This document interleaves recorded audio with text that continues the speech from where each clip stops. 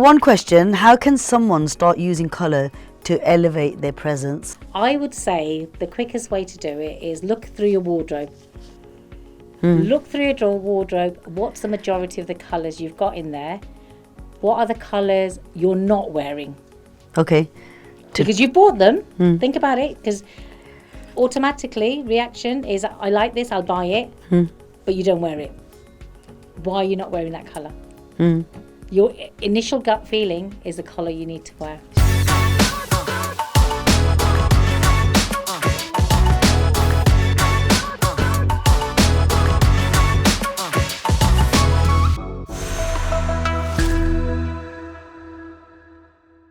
But that's what I'm saying. This is where our culture is so vibrant that sometimes we forget how vibrant it is. And that's what I'm saying. You know, when we talk about colours, right? Go back to me doing the colours. Tell me about your journey about colours. Right? For me, it was work. I always had red lipstick and red nails. That was everyone knew that was my thing. And red shoes. And red shoes. I've got them on today. I've got red nails on as well. But that was my thing. But when Amit passed away, I just lost colour. Why? I didn't know. I couldn't see colour. Did people make you to lose the colour? Nobody said anything to me. So nobody said to me, don't do this, don't do that. But, you know, I think, again, culturally, we've seen daddis and nannies and the younger women, when they pass away, they wear white or light colours. So you think... I think that would be more like in India. But no, it happens here. No, it's not in India. No, like that cultural shock of you can't wear colours anymore because you don't have a husband. But how does that justify... That's what I'm saying. Do you know what? This is a real tough one. So I just lost colour. I couldn't see colour. I could wear a red top like that. If I was going out, I could wear a red top. I couldn't do my nails. I had nude nails. I just wear nude lipstick. As you can see, my lipstick is sometimes it's still hard to put the red lipstick on, right? At certain times I do. But so it's still traumatizing you, almost 4 years down the road. When I look at my saris, so my Chachi's daughter got married just before Amit's year. I have meltdowns. When it comes to Indian clothes, because I'm such a bloody Bollywood, it's like I stand in front of the cupboard and I just cry. And sometimes it's hysterical crying. Yeah. And it's like, I don't know what to do. I don't know what to wear. Because all these amazing clothes I had, I wore with my husband. So wouldn't you think in the back of your mind that he's there? Yes. Because he sounds like in your whole journey after you lost him, he's guiding you, he's 100%. Telling you wear this colour or, you know, like... but you're still skeptical of wearing the red lipstick. It's still, I look in the cupboard, I'm like, I can't pick anything out. So I've started building a new wardrobe because I'm like, I don't want to wear these outfits I wore with him. He's not there. Although he's there in spirit, he's not there as in person. So are these the things that pointed you and directed you towards being a body confidence coach and the colour, how you got colour into I think colour more so it's coming through, because what I was doing the body confidence side of it, and then I was doing a bit of the styling. Sure. But the colour's coming to me more now because it's a personal journey that if I can't see colour, and if people just change the way they wear colour, how good would they feel? So I have started doing that. It's taken a while. I'm slowly getting there. Sure. And that's why focus more on colour, being a colour consultant sometimes as well. I've seen some of your posts. You're just fantastic. I love the way you colour coordinate things, the way you put a burgundy jacket on with a pair of jeans. I love it. And you know, you wouldn't know unless you try it. This is it. Yeah. And that's what I'm saying. It doesn't matter. Age, size, colour, it doesn't matter. Do you know what? Clothes, colour, confidence, it comes within. So if you see any South Asian woman with a skin tone, you put colour on them, look how vibrant we become. Yeah. Think about our weddings. Why are they so vibrant? So that's what I became. So I became a stylist. But I started doing that when I came back to the UK. But when I was dressing these women, when I got them to look in the mirror, they looked great on the outside. But you know what it was? I didn't see them loving themselves. They looked good. But you know what it is? It's about the bodies, the naked about body. The inner love. Inner love. They don't have that. Do you know why? And I'm like, why do we not? Then it came to me that, Mina, when you were getting married, you were only a size 10 or a 12. People thought you were fat. Right? Oh, in them days? In those days, right? So people thought I was fat. Then I ballooned after having my children, obviously going through my postnatal depression and all that kind of stuff. I'm thinking, well, if you thought I was fat then, what the hell do you think I'm now? You should send him some pictures. Yeah. So that's what it was. And then I'm like, okay, I need to talk about the bodies. I need to get to love bodies. I started hating my body because I know the yo-yo dieting. So I went through all that. So I'm like, if I went through that, a lot of these women are going through this.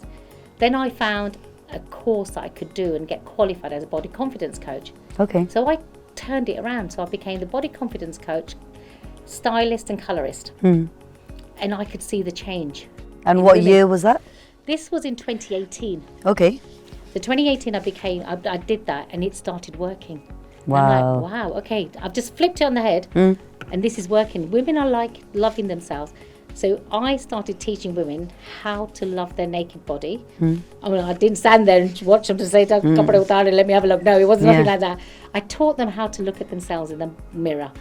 Because once you start loving your body, nobody can touch you. So you became like a color coordinator. You became a body confidence coach, but you also, it sounds like you became a counselor. It was because they were because you do life. Because what you need to know is like, if everyone has a story. Okay, I'm going to go back to our South Asian community. When we're young, if a little baby's born, oh, kitna acha hai, oh, so cute. As soon as they get slightly older, moti hai, kali hai, ye hai, wo hai. So think about it starts from a very young age. Yeah. And that, from the young age, that's the trauma that sticks in your head. And a lot of this stuff was childhood trauma. So, you know, like when you're going to get married, oh, don't eat too much, you'll get fat. You look different on your wedding day. No one's going to marry you. Your nose, this, that, the bloody other, right? So because that's what we do to women in our society and culture. So I had to. How do you think you could break that though? You can't break that. We need to break the generational cycle. But how would you go about breaking that? So like basically, I've become so should we get hold of Star Plus? Saying please, हमारी एक कहानी बनाओ. हाँ, body के बारे में. 100%, because we don't talk about it. And can I just say, it's not just women. We think it's women, it's men as well. I was going to ask you that. I was going to ask you, do you style men? Yeah. So do you find men have lost their confidence? There's so many life situations that men have started contacting me as well. To say we need help, because they'll be like, think about the divorces. In a good way or in an absolutely wonderful way. So think about the divorces. Think about widowers. Men, you know, I lost my husband. Men lose their wives as well through illness and stuff, right? Yeah. So it works both ways. So what we tend to do is focus on women. But I'm like, no, these men need help. Like, you know, men of a certain age, when they're trying to date, we are so judgmental that we want someone to look like Shah Rukh Khan, or we want someone to like John Abraham, but we don't look at ourselves. So it happens vice versa. Do you think that stigma is still there, that they want the actor-looking guy, or do you think that women find that they want somebody who's going to love them for them? Do you know, and it's really heart hard. And personality? It's really hard. I think we still want visual. Okay. Yeah, so you I think still want that Bollywood film scene? Yeah, but they're like, are they the really nicest people? Because we see them in a movie being so romantic. Real life isn't romantic. I grew up on Bollywood thinking my life's going to be Bollywood when I get married. Boy, did I learn very quickly that life isn't Bollywood. So one thing I'd like you to share with our viewers and our listeners today that they can take away from the show and the segment about how they can love themselves. What is it that this one thing that you would like our viewers to know? The simplest way, I would say, because it's not going to involve anything, I just want you to stand in front of the mirror, look at yourself. Look at yourself from top to toe and toe to top. Take your time and then really look at your eyes. Look at yourself in the mirror, because when you have that eye-to-eye contact, you are really touching deep into your soul. It's one of the hardest exercises I had to do after Amit passed away. It's so powerful that when you look in the mirror, you're confronting yourself.